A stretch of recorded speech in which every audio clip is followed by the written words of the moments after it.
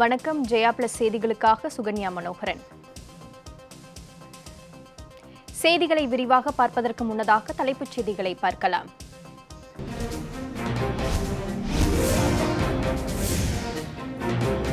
இரட்டை கொலை வழக்கின் ஆவணங்கள் இன்று மாலைக்குள் சிபிஐ அதிகாரிகளிடம் ஒப்படைக்கப்படும்.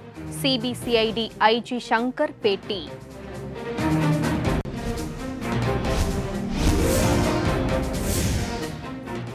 சிபிஐ அதிகாரிகள் குழு மதுரை வருகை. விசாரணையை துரிதப்படுத்த நடவடிக்கை.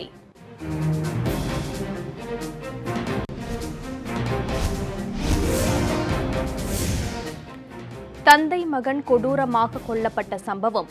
தூத்துக்குடி நீதிமன்றத்தில் இருந்து வழக்கு தொடர்பான ஆவணங்கள் மதுரை நீதிமன்றத்திற்கு மாற்றம்.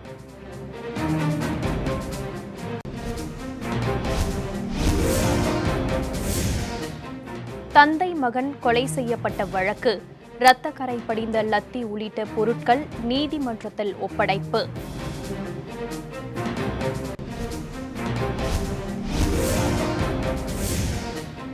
சென்னையில் 72,000 பேருக்கு பாதிப்பு. இதுவரை 52,000க்கும் மேற்பட்டோர் குணமடைந்து வீடு திரும்பினர்.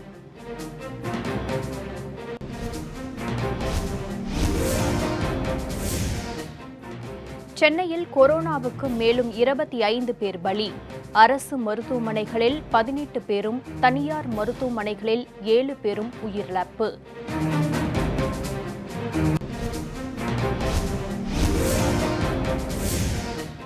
திருவள்ளூரில் இன்று 205 பேருக்கு புதிதாக தொற்று.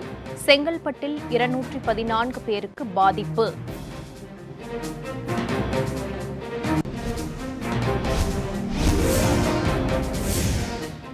ராமநாதபுரத்தில் ஒரே தெருவில் 100க்கும் மேற்பட்டோருக்கு கொரோனா பாதிப்பு. வீடுகளை விட்டு வெளியே வர பொதுமக்கள் அச்சம்.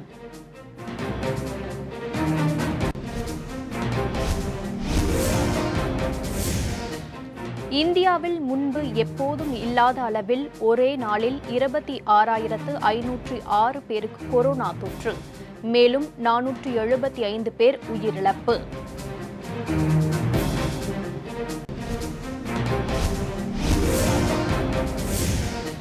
ராமநாதபுரம் அரசு தலைமை மருத்துவமனையில் கொரோனா சிகிச்சை பணியில் ஈடுபட்டுள்ள செவிலியர்கள் திடீர் போராட்டம். தரமற்ற உணவு வழங்கப்படுவதாக புகார்.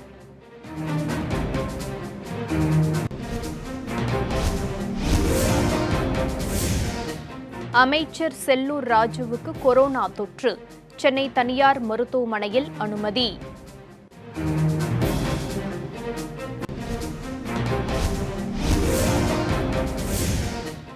ரவுடி விகாஷ் துபே என்கவுண்டரில் சுட்டுக் கொலை.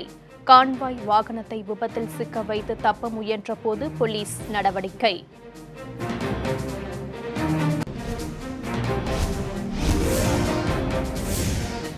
விகாஷ் துபே என்கவுண்டர் செய்யப்பட்ட சம்பவம் திட்டமிட்ட செயல் என பல்வேறு தரப்பினர் குற்றச்சாட்டு.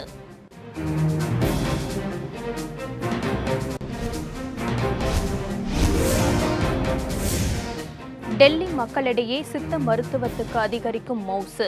குடியரசுத் தலைவர் மாளிகையில் கபசுர குடிநீர் விநியோகம்.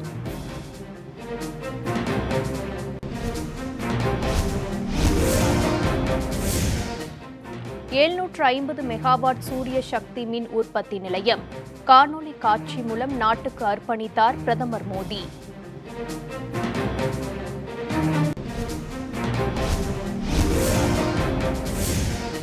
விலங்குகளை விரட்ட வெடிபொருட்கள் பயன்படுத்துவதை சட்டவிரோதம் என அறிவிக்க கோரிக்கை. உச்சநீதிமன்றத்தில் வழக்கு.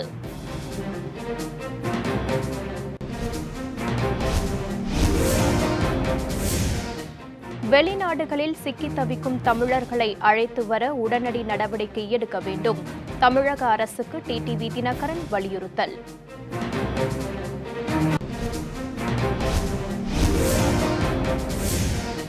கொரோனா காலத்தில் தேர்வுகளை நடத்துவது பாதுகாப்பானதாக இருக்காது. ராகுல் காந்தி கருத்து.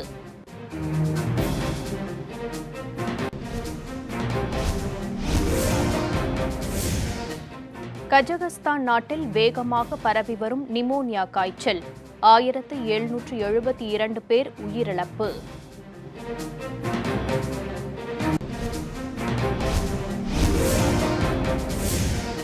தமிழகத்தில் அடுத்த 2 தினங்களுக்கு மிதமான மழைக்கு வாய்ப்பு. 10 மாவட்டங்களில் கனமழை பெய்யக்கூடும் என தகவல்.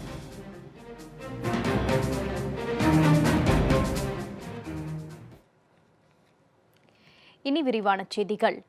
சாத்தான்குளம் இரட்டை கொலை சம்பவம் தொடர்பான வழக்கின் ஆவணங்கள் சரிபார்க்கும் பணி நடைபெற்று வருவதாகவும் இன்று மாலைக்குள் அவை சிபிஐ அதிகாரிகளிடம் ஒப்படைக்கப்படும் என்றும் சிபிசிஐடி ஐஜி தூத்துக்குடியில் செய்தியாளர்களிடம் தெரிவித்தார். விசாரணையில் எடுத்த ஆவணங்கள், சாட்சிகளுடைய வாக்குமூலங்கள் இதெல்லாம் உங்களுக்கு ஒப்படைப்போம். அவங்க மறுபடியும் அதை எடுத்து தொடர்ந்து விசாரணை பண்ணுவாங்க. ஸ்டேஷன்லேருந்து எடுத்தது, டாக்டர்ஸ் எடுத்தது, ரிசன்லேருந்து எடுத்து எல்லாமே வச்சுருக்கோம். சிபிஐ வர்றது வரைக்கும் நீங்கள் விசாரணை செஞ்சுட்டு தான் இருப்போம்னு சொல்லியிருந்தீங்க. அதுபடி இன்னைக்கு காலையில் வரைக்கும் யார்த்தையாச்சும் இது சம்மந்தமாக விசாரணை செஞ்சுருக்கீங்களா? இல்லை, இப்போ வந்து நாங்கள் விசாரணை வாக்குமூலம் வந்து நேற்றுக்கு எடுத்தாச்சு. இன்றைக்கி ஆவணங்கள்லாம் கொஞ்சம் சரி பார்க்குறாங்க.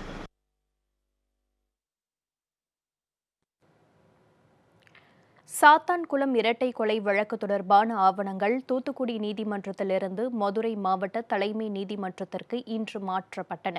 சாத்தான்குளத்தில் போலீசாரால் விசாரணைக்காக அழைத்து செல்லப்பட்ட தந்தை மகன் அடித்துக் கொல்லப்பட்ட சம்பவம் தொடர்பாக சென்னை உயர்நீதிமன்ற மதுரை கிளை தாமாக முன்வந்து விசாரணை நடத்தி வருகிறது. இந்த நிலையில் வழக்கு தொடர்பான நீதிமன்ற ஆவணங்கள் தூத்துக்குடி முதன்மை நீதிமன்றத்தில் இருந்த மதுரை மாவட்ட தலைமை நீதிமன்றத்திற்கு இன்று மாற்றப்பட்டன. ஆவணங்களுடன் போலீஸ் லத்தியும் ஒப்படைக்கப்பட்டது. இதனிடையே சாத்தான்குளம் இரட்டை கொலை தொடர்பான வழக்கு விசாரணை நடத்துவதற்காக சென்னையில் இருந்து மதுரை வந்திருந்த சிபிஐ குழு அங்குள்ள சிபிஐ அலுவலகத்தில் ஆலோசனை நடத்தியது. மேலும் டெல்லியிலிருந்து விமானம் மூலம் மதுரை வந்த மற்றொரு சிபிஐ குழு சாத்தான்குளம் சென்று விசாரணையை நடத்தவுள்ளது.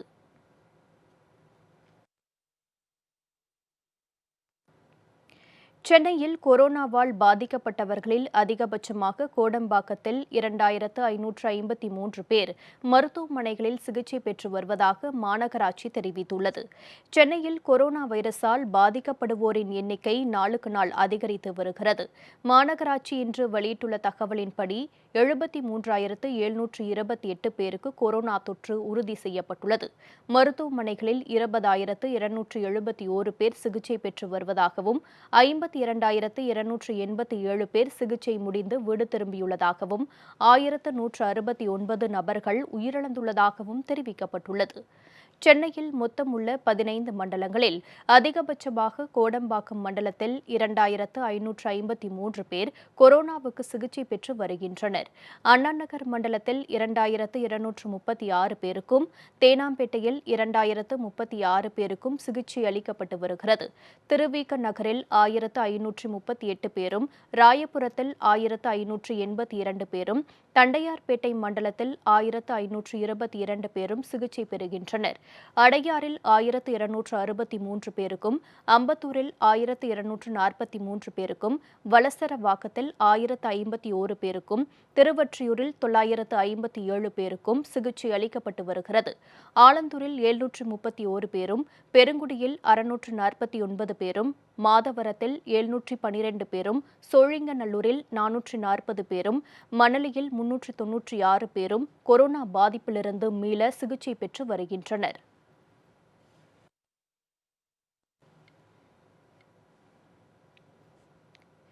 சென்னையில் மட்டும் கொரோனாவுக்கு மேலும் 25 பேர் பலியாகியுள்ளனர். சென்னையில் கொரோனாவிற்கு பலியானோரின் எண்ணிக்கை நாளுக்கு நாள் அதிகரித்து வருகிறது. இந்த நிலையில் சென்னையில் காலை 9 மணி நிலவரப்படி 25 பேர் கொரோனாவிற்கு பலியாகியுள்ளனர். ஸ்டான்லி மருத்துவமனையில் 4 பேரும், ஓமந்தூரார் அரசு மருத்துவமனையில் 3 பேரும், ராஜீவ்காந்தி அரசு பொது மருத்துவமனையில் 8 பேரும், கீழ்ப்பாக்கம் மருத்துவக் கல்லூரி மருத்துவமனையில் 3 பேரும், தனியார் மருத்துவமனைகளில் 7 பேரும் உயிரிழந்துள்ளனர்.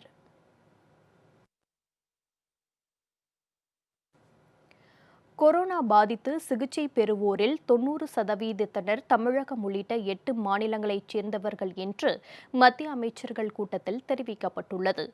கொரோனா வைரஸ் தொற்று பரவல் நிலவரம் குறித்து ஆராய்வதற்காக மத்திய சுகாதார அமைச்சர் டாக்டர் ஹர்ஷவர்தன் தலைமையில் மத்திய அமைச்சர்கள் குழு கூட்டம் டெல்லியில் நேற்று நடந்தது. இந்த கூட்டத்தில் தாக்கல் செய்யப்பட்ட அறிக்கையில் உலகளவில் மிகவும் பாதிக்கப்பட்டுள்ள 5 நாடுகளுடன் ஒப்பிடுகிற போது இந்தியாதான் குறைவான பாதிப்பை சந்தித்துள்ளது என தெரிவிக்கப்பட்டுள்ளது. 10 லட்சம் பேரில் 538 பேருக்கு தான் இங்கு தொற்று உள்ளது எனவும் 10 லட்சம் பேரில் பலி எண்ணிக்கை 15ஆக உள்ளதாகவும் குறிப்பிடப்பட்டுள்ளது. கொரோனா சிகிச்சையில் உள்ளவர்களில் 90% மராட்டியம், தமிழகம், டெல்லி, கர்நாடகம், தெலுங்கானா, ஆந்திரா, உத்தரப்பிரதேசம், குஜராத் ஆகிய 8 மாநிலங்களைச் சேர்ந்தவர்கள். சிகிச்சை பெறுவோரில் 80% 49 மாவட்டங்களைச் சேர்ந்தவர்கள் என இந்த கூட்டத்தில் தெரிவிக்கப்பட்டது.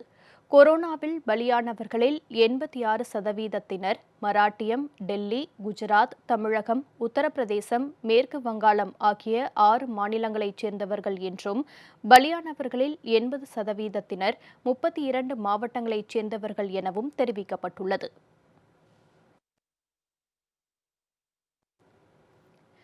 மத்திய பிரதேசத்தில் புதிதாக அமைக்கப்பட உள்ள 750 மெகாவாட் சூரிய மின்சக்தி நிலையத்தை நாட்டுக்கு மக்களுக்கு பிரதமர் திரு நரேந்திர மோடி அர்ப்பணித்தார். மத்திய பிரதேசத்தின் ரீவா பகுதியில் சூரிய ஆற்றிலிருந்து 750 மெகாவாட் மின்சாரம் உற்பத்தி செய்வதற்கான நிலையம் அமைக்கப்பட்டுள்ளது. 500 ஏக்கர் பரப்பளவில் இந்த சூரிய சக்தி மின் உற்பத்தி நிலையம் அமைக்கப்பட்டுள்ளது. இந்த சூரிய சக்தி மின் உற்பத்தி நிலையத்தை பிரதமர் திரு நரேந்திர மோடி டெல்லியில் இருந்தவாறு காணொலி காட்சி வாயிலாக திறந்து வைத்து நாட்டு மக்களுக்கு அர்ப்பணித்தார். இந்த திட்டத்தின் மூலமாக ஆண்டுக்கு 15 லட்சம் டன் கரிமீல வாயு வெளியேற்றப்படுவது தடுக்கப்படும். ரீவா சூரிய சக்தி மின் உற்பத்தி நிலையம் மூலமாக உற்பத்தி செய்யப்படும் மின்சாரத்தில் 24% டெல்லி மெட்ரோ நிறுவனம் பெறவுள்ளது. மீதமுள்ள 76% மின்சாரமானது மத்திய பிரதேச மின் பகிர்மான நிறுவனங்களுக்கு வழங்கப்பட உள்ளது. பின்னர் பேசிய பிரதமர் மோடி, இந்த சோலார் ஆலை மூலம் இங்குள்ள தொழில்களுக்கு மின்சாரம் கிடைப்பது மட்டுமல்லாமல் டெல்லியில் உள்ள மெட்ரோ ரயில்களும் பலனடையும் என குறிப்பிட்டுள்ளார். ரீவாவை தவிர சாஜாப்பூர், நீமச் மற்றும் ஷத்பூரில் உள்ள சூரிய மின் நிலையங்களுக்கான பணிகள் நடைபெற்று வருவதாகவும் பிரதமர் திரு மோடி தெரிவித்துள்ளார். வெளிநாடுகளில் தவித்து வரும் தமிழர்களை உடனடியாக அழைத்து வருவதற்கான நடவடிக்கைகளை எடுக்க வேண்டும் என அம்மா மக்கள் முன்னேற்றக் கழக பொதுச் செயலாளர் திரு டிடிவி தினகரன் வலியுறுத்தியுள்ளார். இப்பணியில் பழனிசாமி அரசும் அதிக எம்பிக்களை வைத்திருக்கும் திமுகவும் பொறுப்பை தட்டி கழிக்கும் வகையில் நடந்து கொள்ளக்கூடாது என்றும் குறிப்பிட்டுள்ளார். கழக பொதுச் செயலாளர் திரு டிடிவி தினகரன் இன்று வெளியிட்டுள்ள டுவிட்டர் பதிவில், கிர்கிஸ்தான் நாட்டில் மருத்துவம் படிப்பதற்கு சென்ற நூற்றுக்கணக்கான தமிழக மாணவர்கள் கொரோனா பாதிப்பால் அங்கேயே சிக்கி தவிப்பதாக வரும் செய்திகள் கவலையளிப்பதாகவும், இவர்களைப் போன்றே தமிழகத்தைச் சேர்ந்த பலர் வெளிநாடுகளில் வேலையின்றியும் அடிப்படை வசதிகள் இல்லாமலும் தவிப்பதாகவும் குறிப்பிட்டுள்ளார். வெளிநாடுகளில் தவிக்கும் தங்கள் மாநிலத்தைச் சேர்ந்தவர்களை மீட்கும் பணியில் தமிழக அரசு போதிய கவனம் செலுத்தவில்லை என்று தொடக்கம் முதலே கூறப்பட்டு வரும் புகார்களை @CMO தமிழ்நாடு இப்போதாவது காது கொடுத்து கேட்க வேண்டும் என திரு டிடிவி தினகரன் வலியுறுத்தியுள்ளார். வெளிநாடுகளில் தவித்து வருபவர்களை உடனடியாக தமிழகம் அழைத்து வருவதற்கான நடவடிக்கைகளை எடுக்க வேண்டும். மத்திய அரசுக்கு உரிய அழுத்தம் கொடுத்து செய்ய வேண்டிய இந்த பணியில் பழனிசாமி அரசும் அதிக எம்பிக்களை வைத்திருக்கும் திமுகவும் பொறுப்பை தட்டி கழிக்கும் வகையில் நடந்து கொள்ளக்கூடாது என்றும் கழக பொதுச் செயலாளர் திரு டிடிவி தினகரன் வலியுறுத்தியுள்ளார்.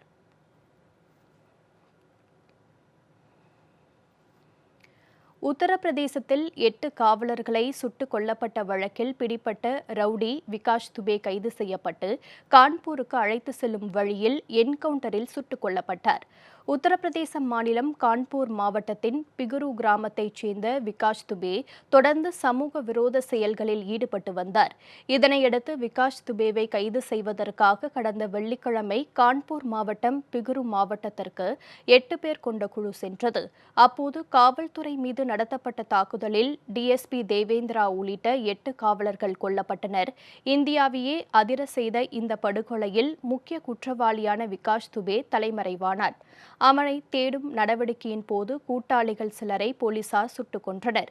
சிலரை கைது செய்தனர். இந்த நிலையில் மத்திய பிரதேசம், ஹரியானா மாநிலங்களில் தீவிரமாக தேடப்பட்டு வந்த ரவுடி விகாஷ் துபே உஜ்ஜைனில் கைது செய்யப்பட்டார். அவரை கான்பூருக்கு அழைத்து வந்த பாதுகாப்பு வாகனம் மழை காரணமாக திடீரென விபத்துக்குள்ளானது. விபத்தை தனக்கு சாதகமாக பயன்படுத்தி துபே தப்ப முயன்ற போது போலீசார் அவரை சுட்டுக் கொன்றனர். விபத்தின் போது போலீசாரிடம் இருந்து துப்பாக்கியை பறித்து தப்பிக்க முயன்றதாகவும் அதனால் என்கவுண்டர் செய்ததாகவும் கான்பூர் ஐஜி தெரிவித்துள்ளார். மேலும் அந்த காரில் இருந்த 4 காவலர்கள் காயமடைந்ததால் மருத்துவமனையில் அனுமதிக்கப்பட்டனர். உத்தரப்பிரதேசத்தில் ரவுடி விகாஷ் துபே என்கவுண்டர் சம்பவம் திட்டமிட்ட செயல் என சமாஜ்வாதி கட்சி தலைவர் திரு அகிலேஷ் யாதவ் விமர்சித்துள்ளார். ரவுடி விகாஷ் துபே என்கவுண்டர் சம்பவம் தொடர்பாக கருத்து தெரிவித்த உத்தரப்பிரதேச முன்னாள் முதலமைச்சரும் சமாஜ்வாதி கட்சி தலைவருமான திரு அகிலேஷ் யாதவ் இது திட்டமிட்ட செயல் என விமர்சித்துள்ளார். விகாஷ் துபேவை அழைத்து சென்ற கார் கவிழவில்லை என்றும் அது கவிழப்பட்டுள்ளதாகவும் அவர் குற்றம் சாட்டியுள்ளார். அரசு தனது ரகசியத்தை காப்பாற்றிக் கொள்ளவே காரை கவிழ்த்து விபத்துக்குள்ளாக்கியதாக தெரிவித்துள்ளார். இதேபோல் இவ்விவகாரம் குறித்து காங்கிரஸ் கட்சியின் மூத்த தலைவர் திரு திக்விஜய் சிங் கூறுகையில், உஜ்ஜயினியில் பதுங்க கோவிலை விகாஷ் துபே ஏன் தேர்வு செய்ய வேண்டும்? மத்திய பிரதேசத்தில் விகாஷ் துபே பதுங்குவதற்கு உதவி செய்தது யார் என சரமாரியாக கேள்வி எழுப்பியுள்ளார்.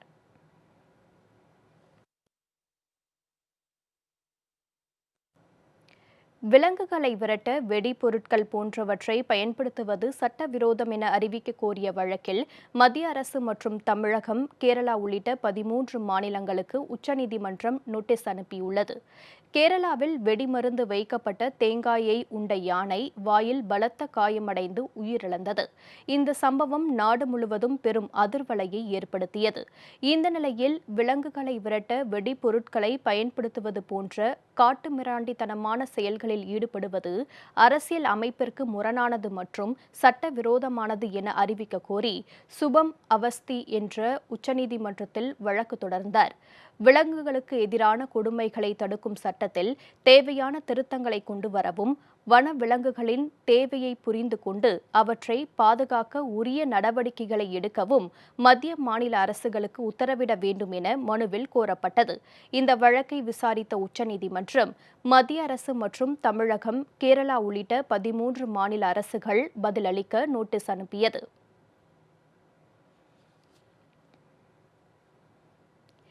அமெரிக்காவின் நியூயார்க் நகரில் உள்ள ட்ரம்ப் டவருக்கு முன்பாக பிளாக் லிவ்ஸ் மேட்டர் என்ற நிறவெறிக்கு எதிரான வாசகம் வரையப்பட்டுள்ளது. அமெரிக்காவின் மினோபோலிஸ் நகரில் கடந்த மே மாதம் கருப்பினத்தவரான ஃப்ளாய்டு போலீசாரால் கொல்லப்பட்டார். இதனையடுத்து அமெரிக்கா முழுவதும் நிறவெறிக்கு எதிராக போராட்டங்கள் வெடித்தன. பிளாக் லிவ்ஸ் மேட்டர் என்ற வாசகம் முழக்கங்களாகவும் சுவர் ஓவியங்களாகவும் எதிரொலித்தன. இந்த நிலையில் நியூயார்க் நகரில் உள்ள அதிபர் ட்ரம்புக்கு சொந்தமான நிறுவனத்தின் தலைமையக கட்டிடத்துக்கு முன்பு உள்ள சாலையில் பிளாக் லிவ்ஸ் மேட்டர் என்ற வாசகம் மஞ்சள் நிற வண்ணத்தில் மிகப்பெரிய அளவில் வரையப்பட்டுள்ளது. நியூயார்க் நகர மேயர் பெல் டி புளோசியா உள்ளிட்ட அதிகாரிகள் மற்றும் நூற்றுக்கணக்கான மக்கள் ஒன்றிணைந்து இந்த வாசகத்தை வரைந்தனர். இதேபோல் வாஷிங்டன், ராலிக், ஓக்லாந்து, கலிபோர்னியா உள்ளிட்ட பல நகரங்களில் பிளாக் லிவ்ஸ் மேட்டர் என்ற வாசகம் சாலைகளில் வரையப்பட்டுள்ளது.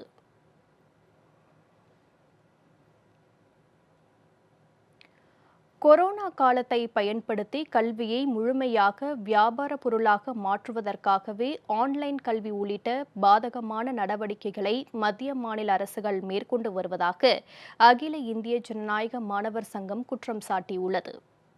தமிழகம் உட்பட பல மாநில அரசாங்கமும் இணையவழி கல்வியை நடத்துவதற்கு முன்னின்று பிரச்சாரத்தை நடத்தி கொண்டிருக்கிறார்கள். ரேஷன் அரிசியை நம்பியிருக்கக்கூடிய 80 கோடி மக்கள் இருக்கிறார்கள். இதில் எத்தனை கோடி பேருக்கு தங்கள் குழந்தைகளுக்கு ஸ்மார்ட் போன்களை வாங்கி தர முடியும்? எத்தனை கோடி மக்கள் இவர்கள் தங்களுடைய குழந்தைகளுக்கு மாதந்தோறும் இணைய வசதிக்காக 1000 ரூபாய்களை பெற்றுத்தர முடியும் என்பது மிகப்பெரிய கேள்விக்குறி. வகுப்பறைகள் தான் ஒரு நாட்டினுடைய தலைவிதி தீர்மானிக்கப்படுகிறது என்று சொல்லப்படுகிறார்கள். அப்படிப்பட்ட வகுப்பறைகளை எடுத்துவிட்டால் ஒரு நாட்டுடைய தலைவிதி என்னவாகும்? அது நிச்சயமாக அதோகதியாகத்தான் மாறுகின்றோம். இந்த நாட்டினுடைய மிகச்சிறந்த மனிதர்கள், சுதந்திர போராட்ட தலைவர்கள், நேதாஜி, பகத்சிங் போன்ற தலைவர்களை உருவாக்கியதும் விஞ்ஞானிகளிலே Jagadish Chandra Bose, PC Rai, Ramanujam, sir C V Raman போன்ற மனிதர்களை, சத்யன் போஸ் போன்ற விஞ்ஞானிகளை உருவாக்கியதும் இன்றைக்கு இருக்கக்கூடிய கல்வி முறைதான். அன்றைக்கு இருந்த ஒரு ஜனநாயகபூர்வமான செயல்பாடுகளும் அன்றைக்கு இருந்த ஆசிரியர்களுமே அதற்கு உயிரோட்டமாக இருந்து வந்தார்கள். அப்படிப்பட்ட காலத்தால் நிரூபிக்கப்பட்ட ஒரு கல்வி முறைக்கு மாற்றாக அதை செயல்முறை போக்கை, விஞ்ஞான செயல்முறை போக்கை அழித்தொழிக்கக்கூடிய ஒரு கல்வியாகத்தான் இன்றைக்கு இணையவழி கல்வி கொண்டு வரப்படுகிறது.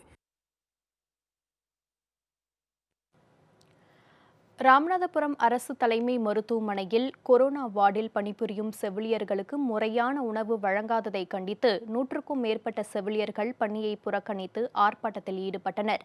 ராமநாதபுரம் அரசு தலைமை மருத்துவமனையில் 100க்கும் மேற்பட்ட செவிலியர்கள் பணிபுரிந்து வருகின்றனர். தற்போது அவர்கள் கொரோனா வார்டில் பணியாற்றி வருகின்றனர். மருத்துவமனையில் அரசு வழங்கும் தரமற்ற உணவை சாப்பிட்ட செவிலியர்கள் வாந்தி, வயிற்றுப்போக்கால் பாதிக்கப்பட்டு மருத்துவமனையில் அனுமதிக்கப்பட்டனர். இதுகுறித்து புகார் தெரிவித்த போது அரசு தலைமை மருத்துவ அதிகாரி பொறுப்பற்ற முறையில் நடந்து கொள்வதாக புகார் தெரிவித்து செவிலியர்கள் பணியை புறக்கணித்து மருத்துவமனை வாயிலில் அமர்ந்து முற்றுகை போராட்டத்தில் ஈடுபட்டனர். எங்களுக்கு ஒரு 10 நாளாக வந்து கொரோனா வார்டு டியூட்டி பார்க்குற ஸ்டாஃப் நர்ஸுகளுக்கு சாப்பாடு சரியில்லை சார். எல்லாருமே சாப்பாடு வந்து பாய்சன் ஆகி, டைரி ஆகி, அட்மிஷன் ஆகி, அட்மிஷன் வரல, அட்மிஷன் ஆகியிருந்தாங்க. அவங்களுடைய நிவர்த்திய அந்த குறைகளை வந்து நாங்கள் கேட்டதுக்காகத்தான் இப்போ இந்த மாதிரி இப்படி எல்லாரும் கிளம்பி வர்றாங்களேன்னு சொல்கிறதுக்காகத்தான் இப்போ டைவர்ஷன் சார். எங்களை அடக்குமுறையில் இது பண்ணுறாங்க சார், எங்களை அடக்கி இது பண்ணுறாங்க சார், கொத்தடிமையிலாம் இது பண்ணுறாங்க சார். எல்லா டியூட்டியும் பார்க்குறோம், நான் நர்சிங் டியூட்டி அத்தனையும் பார்த்துக்கிட்டு இருக்கேன் சார். ஈவன் இன்க்ளூடு இந்த டாக்டர் டியூட்டி சேர்த்து பார்க்குறேன் சார். கொரோனா நோயாளிகள் 200க்கும் மேற்பட்டோர் ராமநாதபுரம் அரசு தலைமை மருத்துவமனையில் சிகிச்சைக்காக அனுமதிக்கப்பட்டுள்ள நிலையில் உணவு சரியில்லை என செவிலியர்கள் போராட்டம் நடத்தியிருப்பது பெரும் பரபரப்பை ஏற்படுத்தியுள்ளது. கேரள அரசை உலுக்கி வரும் தங்கம் கடத்தல் வழக்கில் தலைமறைவாக இருக்கும் ஸ்வப்னா சுரேஷ் முன்ஜாமீன் கேட்டு மனு தாக்கல் செய்துள்ளார். இந்த மனு உயர்நீதிமன்றத்தில் இன்று விசாரணைக்கு வருகிறது. கேரள தலைவர் திருவனந்தபுரத்தில் உள்ள ஐக்கிய அரபு அமீரக தூதரகத்தின் பெயரில் சரக்கு விமானத்தில் கடத்தி வரப்பட்ட 30 கிலோ தங்க கட்டிகள் சுங்க அதிகாரிகளிடம் சிக்கியது. இந்த கடத்தலின் பின்னணியில் மிக பெரும் புள்ளிகள் இருப்பதாக புகார் எழுந்துள்ளது. தூதரக முன்னாள் ஊழியர் சரித் குமார், அவரது கூட்டாளியின் மனைவி உள்ளிட்டோர் கைது செய்யப்பட்டுள்ளனர். மேலும் தூதரகத்தின் முன்னாள் ஊழியரும் கேரள அரசின் தகவல் தொழில்நுட்ப கட்டமைப்பு நிறுவனத்தில் அதிகாரியாக பணியாற்றி வந்தவருமான ஸ்வப்னா சுரேஷ் என்ற பெண் இந்த கடத்தல் சம்பவத்தில் ஈடுபட்டதாக கூறப்படுகிறது. தலைமறைவாக இருக்கும் அவரையும் அவரது நண்பரையும் கைது செய்வதற்கான நடவடிக்கைகள் முடக்கிவிடப்பட்டுள்ள நிலையில் ஸ்வப்னா சுரேஷ் கேரள ஹைகோர்ட்டில் முன்ஜாமீன் மனு தாக்கல் செய்துள்ளார். ஆன்லைன் மூலம் அனுப்பியுள்ள இந்த மனுவில் அவர் தனக்கும் தங்கம் கடத்தல் சம்பவத்துக்கும் தொடர்பு இல்லை எனவும் தனக்கு எந்த குற்றப் பின்னணியும் இல்லை எனவும் கூறியுள்ளார். இந்த வழக்கு அம்மாநில உயர்நீதிமன்றத்தில் இன்று விசாரணைக்கு வருகிறது. கொரோனா வைரஸ் காரணமாக கோயம்பேட்டில் இயங்கி வந்த காய்கறி சந்தை திருமழிசைக்கு தற்காலிகமாக மாற்றப்பட்டது. இதில் மொத்த வியாபாரிகளுக்கு 200 கடைகள் ஒதுக்கி வியாபாரம் செய்ய தமிழக அரசு அனுமதி வழங்கியது. சென்னை மற்றும் புறநகர் பகுதிகளில் நேற்றிரவு பெய்த கனமழையால் திருமழிசையில் தற்காலிகமாக செயல்பட்டு வரும் காய்கறி சந்தை முழுவதும் மழைநீரால் சூழப்பட்டுள்ளது. இதனால் வியாபாரிகள் மற்றும் வாகன ஓட்டிகள் அவதிக்குள்ளாகியுள்ளனர். எனவே தமிழக அரசு விரைந்து மீண்டும் தங்களுக்கு கோயம்பேடு சந்தையில் வியாபாரம் செய்ய நடவடிக்கை எடுக்க வேண்டும் என அவர்கள் கோரிக்கை விடுத்துள்ளனர். வெள்ளக்கடை இருக்கு. இதுக்கு முன்பு இருந்து கூட எங்களுக்கு மழை பெய்யாட்டி கூட இங்கே வந்து ஒரு சரக்கு நைட்டு கண்ணு முடிச்சு கஷ்டப்பட்டு வரோம். ஊரில் நாங்கள் கொள்முதல் பண்ணுறதோ இல்லை விவசாயிகள்லேருந்து டேரெக்டாக வர சரக்காக இருக்கட்டும், எதுவுமே ஒரு அங்கே 20 ரூபாய்க்கு வாங்கினா இங்கே வந்து 20 ரூபாய்க்கோ இல்லை 11 ரூபாய் தான் விற்று அந்த செலவு கூட எடுக்க முடியல எங்களால். நைட்டு கண்ணு முடிக்கிற ஒரு பக்கம், இன்னொரு பக்கம் அந்த பொருளை சேஃப்டி அங்கே வைக்கணும் அப்படின்னா கூட ஒரு பாதுகாப்போ எதுவும் கிடையாது. இன்னொரு இடம் எங்களுக்கு அங்கே கோயம்பேடுனாங்கும் போது எங்களுக்கு போதிய இட வசதி நிறைய இருக்கும், அங்கே ஸ்டோர் பண்ணி வச்சு அதுக்கு வீணாகாமல் செலவு பண்ணலாம். இங்கே அப்படி கிடையாது. அதே வேலைக்கு எங்களால் திரும்ப அடுத்த நாள் எடுத்து வச்சா 10 ரூபா 5 ரூபா கிலோவுக்கு ஏகப்பட்ட லாஸ் வந்துடுது. இப்போ இங்கே பெரிய கடையில் வச்சு வியாபாரம் பண்ணவங்களுக்கு மட்டும் தான் அலாட் பண்ணி 200 பேர் கொடுத்துருக்காங்க. இப்போ 2400 கடைக்கு 200 கடை தான் கொடுத்துருக்காங்க, மீதி பேர் சும்மா தான் இருக்காங்க. அவங்கள ரொம்ப கஷ்டப்பட்டுருக்காங்க. இது எல்லாரையும் ஆலோசனை பண்ணி கவர்மெண்ட் ஒரு நல்ல முடிவு எடுத்து பழையபடி கோயம்பேடு சந்தைக்கு மார்க்கெட்னா இன்னும் அதிகமான சரக்கை நல்ல விலைக்கு விற்று இங்கே உள்ள இதே கட்டுப்பாடோட அளவில் நாங்கள் எந்த ஒரு கூட்டத்தையும் சேர்க்காம நல்ல முறையில் அங்கே வியாபாரம் பண்ணுவோம். கொள்ளிடம் ஆற்றிலிருந்து மணல் குவாரிக்கு தோண்டப்பட்ட குழியில் விழுந்து சிறுமி உயிரிழந்ததை அடுத்து 100க்கும் மேற்பட்டோர் சாலை மறியல் போராட்டத்தில் ஈடுபட்டனர். தஞ்சாவூர் மாவட்டம் திருக்காட்டுப்பள்ளி பகுதியைச் சேர்ந்தவர் ரவீந்திரன் மகள் மாலினி. இவர் திருச்சியில் உள்ள நாகமங்கலத்தில் 5ஆம் வகுப்பு படித்து வந்தவர். விடுமுறையின் காரணமாக அவரது மாமா வீடான திருச்செனம்பூண்டியில் தங்கியிருந்துள்ளார். இந்த நிலையில் அப்பகுதியில் உள்ள குளத்திற்கு குளிக்க சென்றபோது அங்கு மணல் குவாரிக்காக தோண்டப்பட்ட குழியில் தவறி விழுந்து உயிரிழந்தார். இதனையடுத்து சிறுமியின் உடல் வைக்கப்பட்டுள்ள திருக்காட்டுப்பள்ளி அரசு மருத்துவமனையை முற்றுகையிட்டு 100க்கும் மேற்பட்டோர் சாலை மறியல் போராட்டத்தில் ஈடுபட்டனர். அப்போது மணல் குவாரியை உடனடியாக மூட வேண்டும் என வலியுறுத்தி முழக்கங்களை எழுப்பினர். மணல் குவாரி அமைச்ச பணிகளில் அங்கே ஆற்றுக்குள்ளே போய் ரோடு போட்டு ரோட்டில் குழி பறித்து அதில் மாலினிங்கிற 10 வயசு பொண்ணு இறந்து போயிடுச்சு. இன்றைக்கி மாலினியோட அம்மா அவங்களுக்கு 3 பொம்பளை பிள்ளை, ஒரு பிள்ளை கணவனையும் இழந்து பிள்ளையும் இழந்து பரிதவித்து நிற்கிறாங்க. மணல் குவாரியை உடனே இழுத்து மூடணும் ஒன்று. 2வது அவங்களுக்கு 50 லட்சம் ரூபா நஷ்ட ஈடு கொடுக்கணும், இறந்து போன குடும்பத்துக்கு நஷ்ட ஈடு கொடுக்கணும். 3வது அந்த குடும்பத்துக்கு அதில் அரசு பணி, அவங்க குடும்பத்தில் ஒருத்தருக்கு அரசு பணி கொடுக்கணும் என்கிற கோரிக்கையை வலியுறுத்தி இன்னைக்கு இந்த மணல் குவாரி மறியல் போராட்டத்தை நாங்கள் நடத்திட்டு இருக்கிறோம். காவல் நிலையம் முற்றுகையிடப்பட்டிருக்கு. எங்களுடைய கோரிக்கை ஏற்கப்படாவிட்டால் காவல் நிலைய முற்றுகை போராட்டம் தொடரும். பிரபாஸ் நடிக்கும் புதிய படத்தின் ஃபர்ஸ்ட் லுக் போஸ்டர் வெளியிடப்பட்டுள்ளது. பாகுபலி படத்தின் மூலம் உலகளவில் பிரபலமான நடிகர் பிரபாஸ் தற்போது நடித்து வரும் பிரபாஸ் 20 படத்திற்கு ராதோஷ்யம் என்கிற பெயரை அதிகாரப்பூர்வமாக ஃபர்ஸ்ட் லுக்கை வெளியிட்டுள்ளது படக்குழு.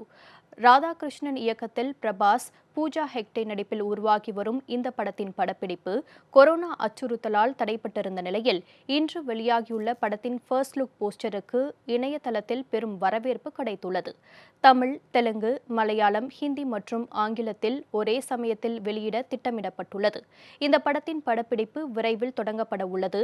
இதற்காக பிரம்மாண்ட அரங்குகள் அமைக்கும் பணிகளும் நடைபெற்று வருகின்றன.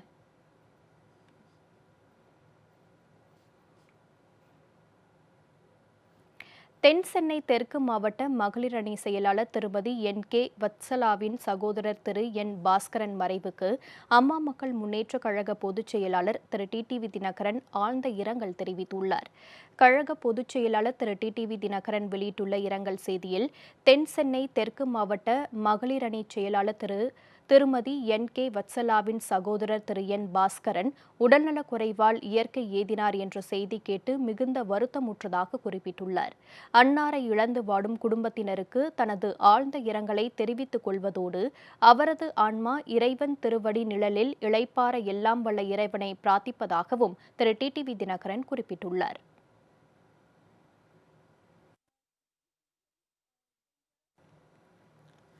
வளிமண்டல மேலடுக்கு சுழற்சி காரணமாக தமிழகம் மற்றும் புதுச்சேரியில் அடுத்த 48 மணி நேரத்தில் அநேக இடங்களில் மிதமான மழை பெய்யும் என இந்திய வானிலை ஆய்வு மையத்தின் தென்மண்டல இயக்குநர் திரு பாலச்சந்திரன் தெரிவித்தார்.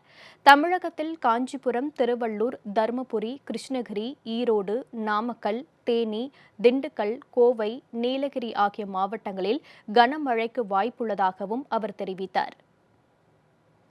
தமிழகத்தின் வளிமண்டலத்தின் மேலடுக்கில் கிழக்கு திசை காற்றும் மேற்கு திசை காற்றும் சந்திக்கின்ற பகுதி நிலவுகிறது.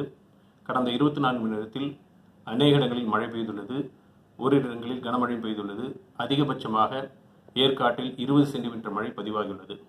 தமிழகம் மற்றும் புதுவை, காரைக்கால் பகுதிகளில் அடுத்து வரும் 48 மணி நேரத்தில் அநேக இடங்களில் மிதமான மழை பெய்யக்கூடும்.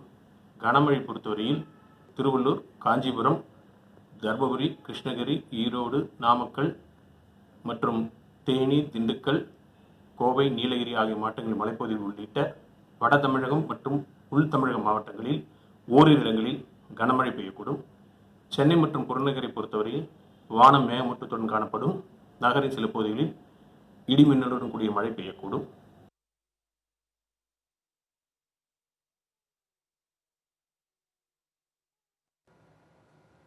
செய்திகள் நிறைவடைந்தன. அடுத்தடுத்த நிகழ்வுகளுக்கு தொடர்ந்து இணைந்திருங்கள் ஜெயா பிளஸ் தொலைக்காட்சியுடன்.